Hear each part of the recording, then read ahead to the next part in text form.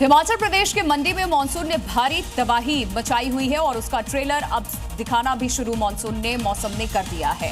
मंडी में बारिश के चलते हो रही लैंडस्लाइड से लोग इस वक्त दहशत में हैं। अचानक पहाड़ से पत्थरों की बारिश होने लगी। भरा भरा कर पत्थर रोड पर आकर गिरने लगे। दहशत में भर देने वाला ये नजारा हिमाचल के मंडी का है, जहां अचानक हुए लैंडस्लाइड ने वहां से गुजर रहे राहगीरों की सांसें कुछ देर के लिए रोक दी थी। थोड़ी लापरवाही यहां जान मुश्किल में डाल सकती थी। गनीमत रही कि इस हादसे में कोई जानी नुकसान नहीं हुआ है।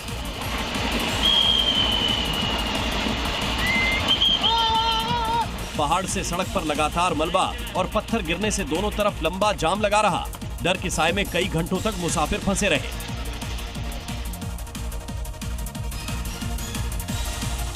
नमस्ते, इसी में आगे बढ़ते हैं और अब आपको दिखाते हैं राज्य की 5 बड़ी खबरें। बिहार के दरभंगा में स्कूल प्रशासन की बड़ी लापरवाही देखने को मिली, जहां एक स्कूल में मिड डे मील का खाना खाने से 30 बच्चे बीमार पड़ गए, जिससे स्कूल में अफरा तफरी मच गई। सभी बच्चों को आनंद फानंद में अस्पताल में भर्ती कराया गया। बताया जा रहा है कि रसोइये ने रात के पानी में चने भिगोए थे, जिसमें मरी हुई छिपकली मिली। उसी खाने को खाने से बच्चे बीमार पड़ गए। बिहार के कटिहार में धीरज हत्याकांड के आरोपियों ने खुद कोर्ट में सरेंडर कर दिया। आपको ये भी बता दें कि 29 जून धीरज कुमार की गोली मारकर हत्या कर दी गई थी और इसके बाद पत्नी की शिकायत पर पुलिस ने 7 लोगों के खिलाफ केस दर्ज किया। इस मामले में 3 आरोपियों ने खुद सरेंडर कर दिया। बाकी आरोपियों की तलाश जारी है। एमपी के ग्वालियर की सड़कों की हालत दिन ब दिन खराब होती जा रही है। हाल ही में सिटी सेंटर की सड़क में बड़ा गड्ढा बन गया, जिससे वाहन चालकों को काफी परेशानी हो रही है। पटेल नगर की सड़क पर 2 फुट तक का गहरा गड्ढा हो चुका है। शहर के प्रभारी मंत्री ने खुद जाकर इन सड़कों का निरीक्षण किया, जिसके बाद उन्होंने अधिकारियों को जल्द से जल्द इसकी मरम्मत करने के निर्देश दिए, ताकि लोगों को राहत मिल सके।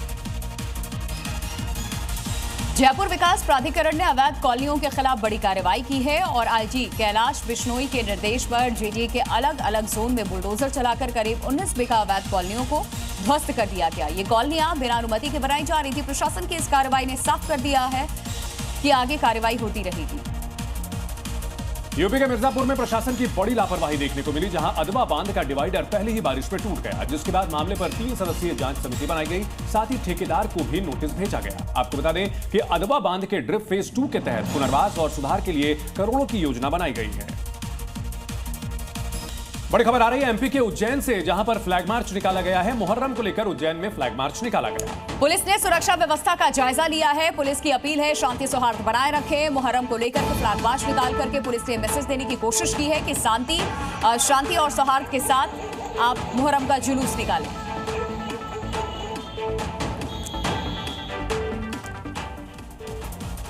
उधर बिहार में भी मुहर्रम को लेकर सुरक्षा के पुख्ता इंतजाम किए गए हैं। जुलूस में डीजे बजाने के साथ ही भड़काऊ नारेबाजी पर पाबंदी की गई है। साथ ही पुलिस की निगरानी में जुलूस निकाला जाएगा। बिहार पुलिस ने मुहर्रम के मद्देनजर पूरे प्रदेश में सुरक्षा व्यवस्था चौकस कर दी है। सभी जुलूसों पर सख्त निगरानी रखी जाएगी।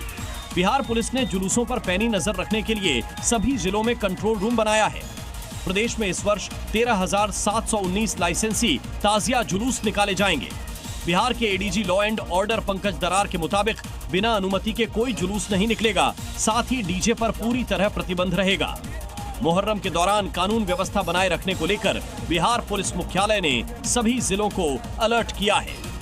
बिहार पुलिस की ओर से आमजन से अपील की गई है कि सभी धार्मिक भावनाओं का सम्मान करें, किसी उकसावे और विवाद से बचें और प्रशासन का पूरा सहयोग करें।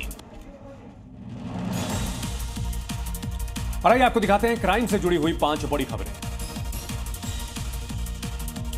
बिहार के सिवान जिले में 2 पक्षों के बीच में हुए खूनी संघर्ष में 3 लोगों की तलवार से काटकर हत्या कर दी गई, जबकि 2 लोग गंभीर रूप से घायल हो गए हैं। घायलों को अस्पताल में भर्ती करवा दिया गया। वारदात के बाद इलाके में भारी तनाव है। गुस्साए लोगों ने एक बाइक को आग के हवाले कर दिया और बाजार की सभी दुकानें बंद करवा दी गई। बताया जा रहा है कि शराब के कारोबार की सूचना पुलिस को देने के विवाद में ये पूरा मामला शुरू हुआ और इस घटनाक्रम को अंजाम दिया गया।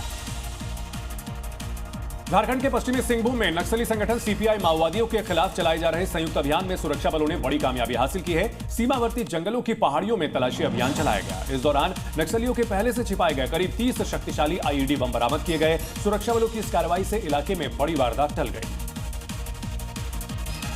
बिहार के शेखपुरा में बीएसएफ जवान से 14 लाख रुपए ठगने के आरोपी के घर पुलिस ने कुर्की की कार्रवाई की। कोर्ट के आदेश पर नगर थाना क्षेत्र में मौजूद आरोपी के मकान पर टाउन थाना पुलिस ने कार्रवाई की। पुलिस ने घर की खिड़कियां, दरवाजे और दूसरे सामान उखाड़कर जब्त कर लिए। मामला शादी का झांसा देकर ठगी का है, जिसमें आरोपी के खिलाफ पहले से मामला दर्ज है।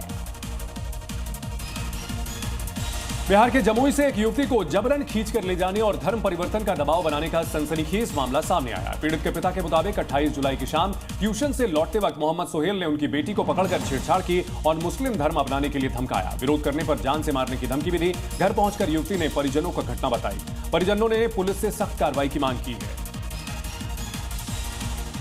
झारखंड के हजारीबाग और रांची में ईडी ने बड़ी कार्रवाई की है। पूर्व विधायक और पश्चिम बंगाल कांग्रेस की सह प्रभारी अंबा प्रसाद के आवास समेत उनके बीएसीए के कई ठिकानों पर छापेमारी हुई।